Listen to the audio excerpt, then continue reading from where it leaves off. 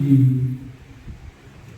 బౌద్ధ పున్నమి రోజున జరుగుతున్న ఈ కార్యక్రమానికి మరి నిర్వహిస్తున్నటువంటి సుదర్శన్ గారికి, ఈ ఆశ్రమాన్ని నేను ఈ బుద్ధ విహారం ఏర్పాటు చేయడానికి ఎంతో శ్రమించినటువంటి, ఎందుకంటే నాకు స్పష్టంగా తెలుసు ఆయన.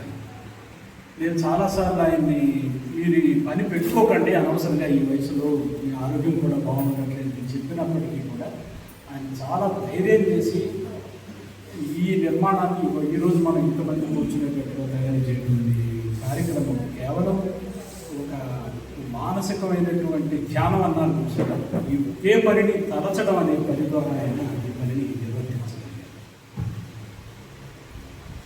ఈరోజు పున్నమి రోజున మనం లెక్క వేసుకుంటూ పెడతాం కాబట్టి గ్రెగరియన్ క్యాలెండర్కి ఈ క్యాలెండర్కి వచ్చే రోజులు తేడా ఉంటాయి.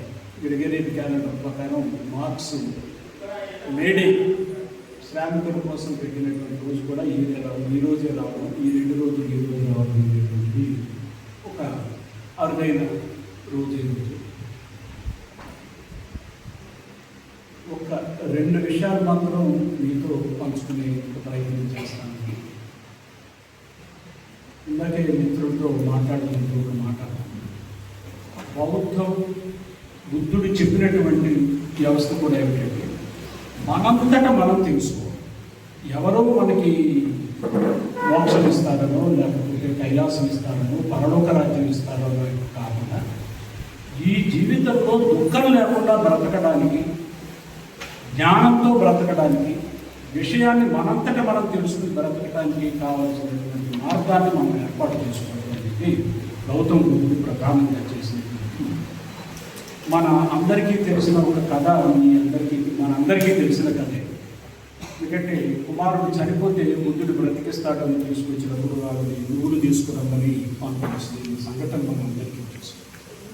దాని నుంచి ఆవిడ ఏమిటి తెలుసుకుందంటే చనిపోవడం అనేది ఒక సహజమైన విషయము, బుద్ధుడు కాదు ఎవరో బ్రతికించలేదు. కాబట్టి ఏదైనా సరే ఏం చేయాలంటే మనంతటా మనం తెలుసుకోవడం ద్వారా అది మంచా చెడా, సత్యమా అసత్యమా ఏమిటనేది మనం తెలుసుకోవాలని ప్రయత్నం చేస్తే ఎవరో నిర్ణయిస్తారు అనేది కాదు అనేది మొట్టమొదటిగా భగవాన్ బుద్ధుడి నుంచి మనం తెలుసుకుంది. సార్ ఇప్పుడే చెప్పారు, ప్రబుద్ధ భారత్ అనేటువంటి మాట ఈరోజు మనం ఎక్కువగా ఉపయోగిస్తున్నాం. కానీ ప్రబుద్ధుడు అనేటువంటి మాట తిట్టుమాటగా తెలుగు సాహిత్యంలో చాలా కాలం క్రితం స్థిరపడింది. మామూలుగా దానికి అర్థం లేదు. ఉత్పత్తి అర్థమైతే, సంస్కృతి ఉత్పత్తి అర్థమైతే ప్లస్ బుద్ధ ప్రబుద్ధ, ప్రకృష్టమైనటువంటి బుద్ధి కలిగిన వాడు, జ్ఞానం కలిగిన వాడు ఎవరైతే అతను ప్రబుద్ధుడు. సరే, మనకు చాలా పదాలకి అర్థాలు మారిపోతూ ఉంటాయి, కాలక్రమంలో మారిపోతూ ఉంటాయి, దాన్ని మనమేమి ఆపలేము. ఉదాహరణకి నన్నయ్య కాలంలో కంపు అంటే సువాసన అని అర్థం. కంపు అంటే నన్నయ్య సువాసన అనే అర్థంలోనే ప్రయోగించాడు. అంటే తప్పించేసి ఆయన ఇవాళ జటకంపు కొట్టేస్తుంది అనే అర్థంలో ప్రయోగించాడు. దానికి మాటలకు ఉండే అర్థాలు కాలక్రమంలో మారుతూ ఉంటాయి. ఇది భాషా శాస్త్రంలో ప్రత్యేకంగా వచ్చింది. అయితే ఏమిటంటే తిరిగి మళ్ళీ ఆ పాత మాత్రం దానికి సరైన అర్థం ఏదుందో ఆ అర్థంలో ఉపయోగించుకోవడం అనే పని మనం అందరం తప్పనిసరిగా చేయొచ్చు. ఎందుకంటే ప్రబుద్ధ భారత్ అనేటువంటి దాన్ని నిర్మించడమే బాబాసాహెబ్ లక్ష్యం. ఇది తెలుగులో ప్రబుద్ధుడు అంటే అర్థం ఇద్దరు తప్పించేస్తే మిగతా అన్ని భాషల్లోనూ ప్రబుద్ధుడు అంటే ఇక్కడ తెలుగు వాళ్ళు అనుకునేటువంటి మోసకారి అనే అర్థము, లేకపోతే ఒక నీచ అర్థము మిగతా భాషలో ఉందని మనం చెప్పదు.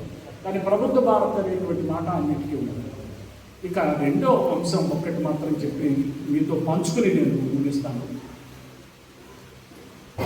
ఇప్పుడే మిత్రులతో మాట్లాడుకుంటాను. బాబాసాహెబ్ అంబేద్కర్ ఒక మాట చెప్పారు. నీషే ఒక ప్రతిపాదన ఏం చేస్తారని అంటే, మనం గొప్ప వ్యక్తుల్ని చంపేయగలం కానీ గొప్ప అభిప్రాయాన్ని చంపేయలేము చెప్పారు. కానీ బాబాసాహెబ్ ఎనిలేషన్ ఆఫ్ లాస్ట్ ఒక మాట ఏమంటారంటే, ప్రచారం లేకపోతే గొప్ప అభిప్రాయాలు కూడా చనిపోతాయి. కాబట్టి ప్రచారం అనేటువంటిది చాలా చాలా చాలా ప్రధానమైనటువంటి విషయం. మీ అందరికీ తెలిసినటువంటి ఒక ఉదాహరణ నేను చెప్తాను. నా చిన్నతనంలో మా ఊరిలో ఒక్క క్రైస్తవుడు కూడా లేదు. ఇవాళ మా ఊరిలో 3 చర్చలు. ఎలా క్రైస్తవం విపరీతంగా వ్యాపిస్తుంది అంటే దానికి నిరంతరం ప్రచారం చేసే వ్యక్తులు ఉన్నారు. దానికి నిరంతరం ప్రచారం చేసే వ్యక్తులు. ఒకప్పుడు మేము లౌకికవాదులవి, మతంతో మాకు పెద్ద సంబంధం లేదు అనుకునేటువంటి వ్యక్తులు ఇవాళ అబ్బే మనమందరం హిందువులు అంటే హిందువుల కోసం మనం కృషి చేయకపోతే ఎలా అనేటువంటి నా చిన్నతనంలో నేను ఎవరి నుంచి అయితే నేను లౌకికవాది అనేటువంటి మాట విన్నాను, అదే వ్యక్తి ఇవాళ మనం హిందువులవి, హిందువుల దీనికోసం మనం పనిచేయాలి అనేటువంటి దాన్ని హిందూ ఫెనటిజంలోకి, హిందూ ఆరాధన కాదు, హిందూ ఫెనటిజంలోకి మారినటువంటి వ్యక్తులు నేను చూసాను. దీనికి కారణం ఏంటంటే జరుగుతున్నటువంటి ప్రచారం ఏంటంటే ఉండాలి. కాబట్టి బౌద్ధానికి సంబంధించి కూడా కేవలం ఏంటంటే మన అంబేద్కర్ బౌద్ధం తీసుకున్నారు కాబట్టి బౌద్ధం తీసుకోవాలనుకునే వాళ్ళు కొంతమంది ఉంటే, అలా కాకుండా బౌద్ధాన్ని అధ్యయనం చేసి అవును ఈ మార్గం మంచిది మిగతా మార్గాల కంటే అనుకుని ఆ మార్గం వైపు వెళ్ళినటువంటి గౌతమ బుద్ధుడు చాలా స్పష్టంగా చెప్తాడు, నువ్వు ఒక మార్గాన్ని అనుసరించి దీనికంటే మెరుగైన మార్గం ఏదైనా నువ్వు అనుకున్నప్పటికీ కూడా పాత మార్గాన్ని నువ్వు ఎప్పుడూ కూడా నిందించవద్దు అని చెప్పాడు.